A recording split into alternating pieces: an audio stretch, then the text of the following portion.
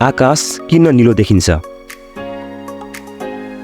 हामी मध्ये धेरैलाई आकाश किन नीलो देखिन्छ भन्ने जिज्ञासा लागेको हुन सक्छ।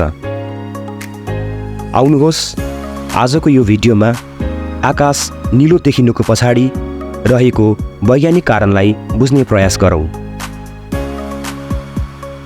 आकाश नीलो देखिनुमा मुख्य गरी सूर्यको प्रकाश, वायुमण्डलमा रहेका ग्यासका अणुहरू र हाम्रो आँखाको प्रमुख भूमिका रहेको हुन्छ।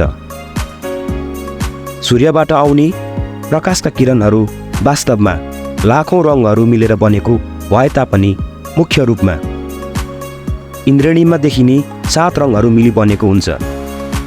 यी 7 रङहरूमध्ये रातो र पहेँलो रङको वेभलेन्थ अर्थात् तरङ्गको लम्बाइ सबैभन्दा बढी र बैजनी र नीलो रङको तरङ्गको लम्बाइ सबैभन्दा कम रहेको हुन्छ।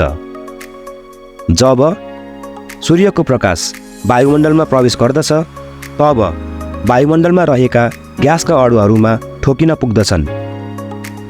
यसरी ग्यासका अणुहरूमा प्रकाशको किरण ठोकिँदा तरङ्गको लम्बाइ कम भएको रङ सबैभन्दा बढी र तरङ्गको लम्बाइ बढी भएको रङ सबैभन्दा कम फैलिन्छ। यसको अर्थ अन्य रङहरूभन्दा बैजनी र नीलो रङ आकाशमा धेरै फैलिने गर्दछ।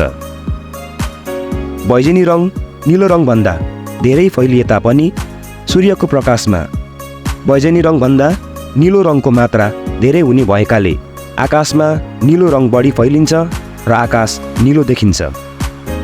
आकाश नीलो देखिनु पछाडि रहेको अर्को कारण हाम्रो आँखा पनि हो। हाम्रो आँखा बैजनी रङभन्दा नीलो रङप्रति बढी संवेदनशील भएको हुनाले पनि आकाश नीलो देखिन्छ। स्मरण रहोस्, हाम्रो आकाशमा वायुमण्डल नहुँदो हो त हाम्रो आकाश पूर्ण रूपमा कालो देखिन्थ्यो।